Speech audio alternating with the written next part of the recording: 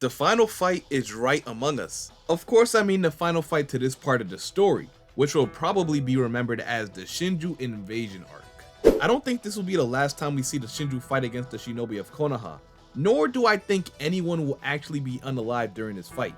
But many plot points and narratives could be altered from this battle, and today I'm gonna go over them and talk about the current situation of the story. So if you're new to the channel and usually enjoy content like this, then it would really make my day if you would take the time and leave a like, as it does help the video extremely in the YouTube algorithm, and it brings new people to our ever-growing community. And now that we got all that out the way, let's hop right into the video. So let's recap all the events that led us up to this point. Himawari fought Jura to the point where he was intrigued with her power enough to go all out. Just to be clear, Himawari herself didn't make Jura go all out by pressuring him. He just decided he wanted to test his real power against her, most likely because of him noticing her rapid advancement as the host of the Ninetales. I mean, of course she lost the fight, but I don't think many people were actually expecting her to win, especially after her and Kurama's first link. But she did accomplish her goal by giving Team 10 an opening to escape and take Inujin to safety. So looking at that aspect, she did what she needed to for now. Sarada was also dealing with her own battle against Hidari. Things didn't go too good for her as well, but if you ask me who performed better in their battle, then I'm gonna have to say Himawari. I'm sorry. They both failed to actually do any serious damage, but like I said, Himawari was able to stall the enemy long enough to save her friends. Now don't get the wrong idea. In no way am I saying that Sarada is weak or anything. Judging by how she was defeated or badly injured, I'd say she was definitely caught off guard. Again, I had an issue with Sarada as well as KAWAKI not being used to the claw marks and how they work.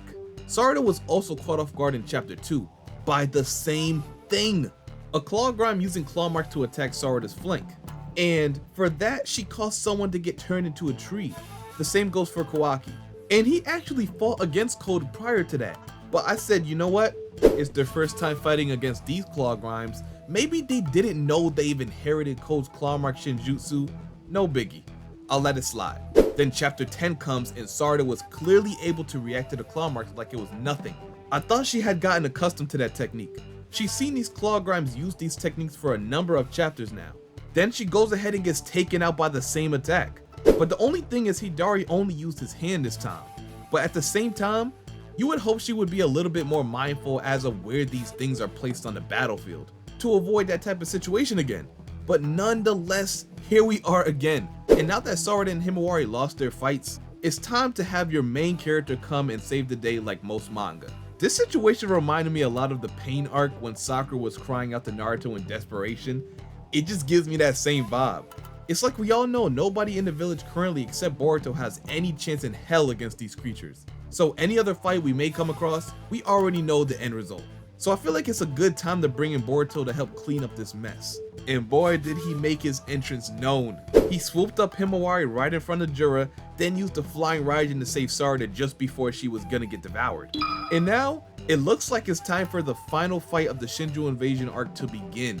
Next chapter we're probably gonna witness the best, if not one of the best fights in 2 Blue Vortex. Boruto arrived to the scene, and now it's looking like chapter 12 is gonna start off with the Boruto versus Hidari situation.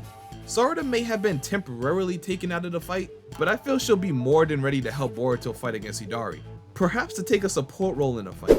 To be honest, I feel like this battle was well overdue, especially when you take into account how the last battle between these two went.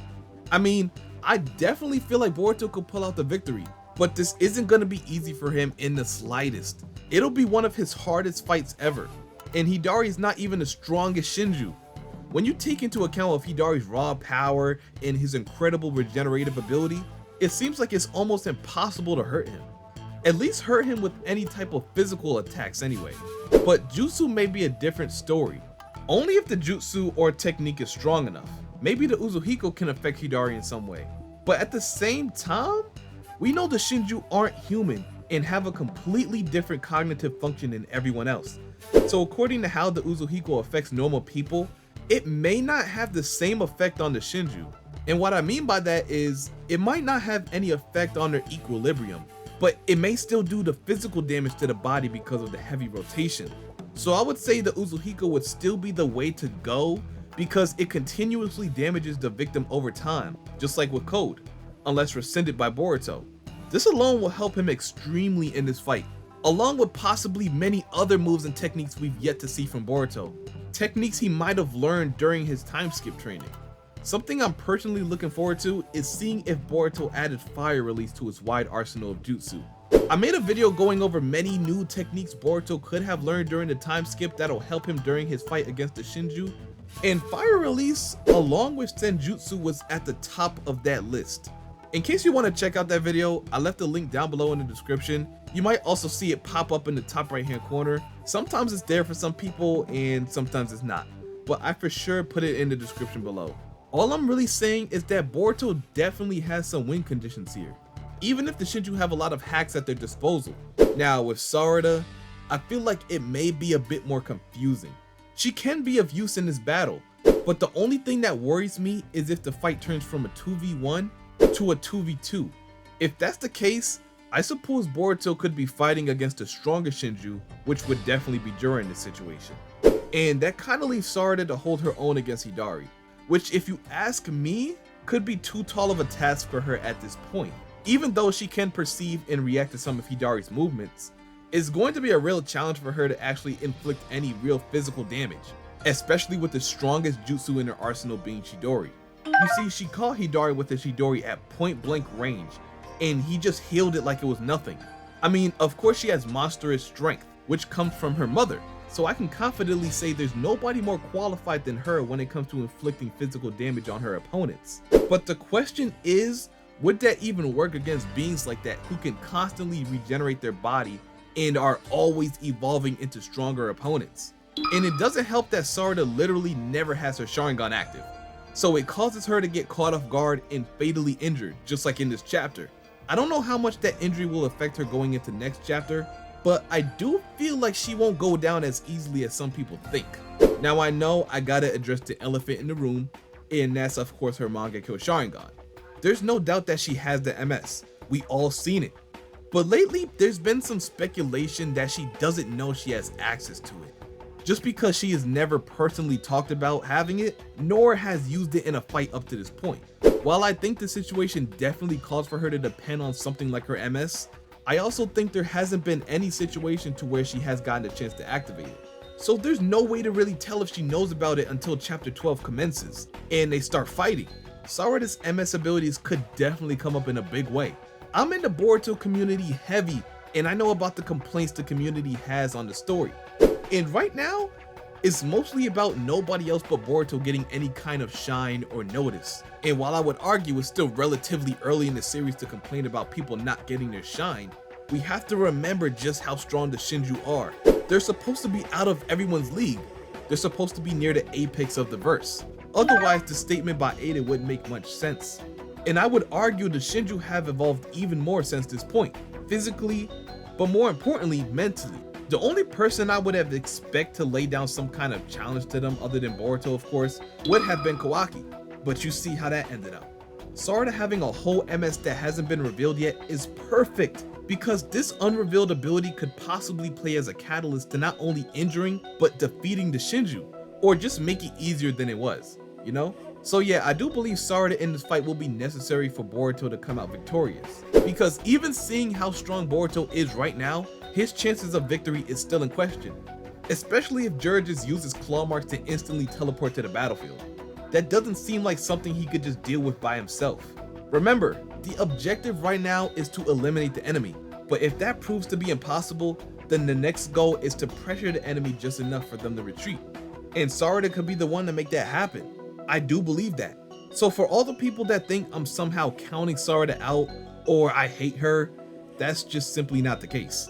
All I do is come up with theories based on the current plot and narratives of the story, completely unbiased. That's why I can also see a situation that can turn left as well. And I won't go too deep into this scenario because I plan to give this its own solo video. But I'll just say there's a possibility of KAWAKI and Delta joining in the fight as well, but only if Jura moves to give Hidari backup against Boruto and the others. Then we have a situation where KAWAKI will have to fight alongside Boruto, which we all know is bad because of the karma resonating with each other. And if that happens, there could be a Momoshiki appearance very soon. Kishimoto can honestly handle this in many different ways. You can have a situation where Kawaki and Delta face off against Jura by themselves, creating a 2v1 situation for both Kawaki and Delta, as well as Boruto and Sarada. And then he can have a situation where it's a 4v2. I'm also curious about the whereabouts of Mitsuki.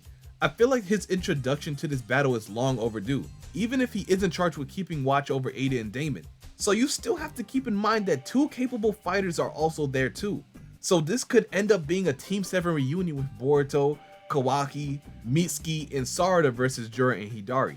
Or possibly the situation could turn worse with the Bug and Moegi clone joining in on the fight. Right after reading chapter 11 over, I've seen several ways the story could unfold from here. This is just a few directions out of many that Kishimoto can go. Leave in the comment section what direction you think Kishimoto will go based on the current state of events. Will the threat of the Shinju end here, or will they try to stretch it out for further purposes? And let me know if you think anything unexpected will happen. Maybe somebody gets unalived, or Boruto starts to go on a rampage, anything like that. And as always, if you like this video and want to see more videos like this, then make sure you subscribe and turn on the post notifications, because we're gonna be going crazy all this month with new content. But as always, I hope you guys enjoyed the video, and until my next one, I'm out. Peace.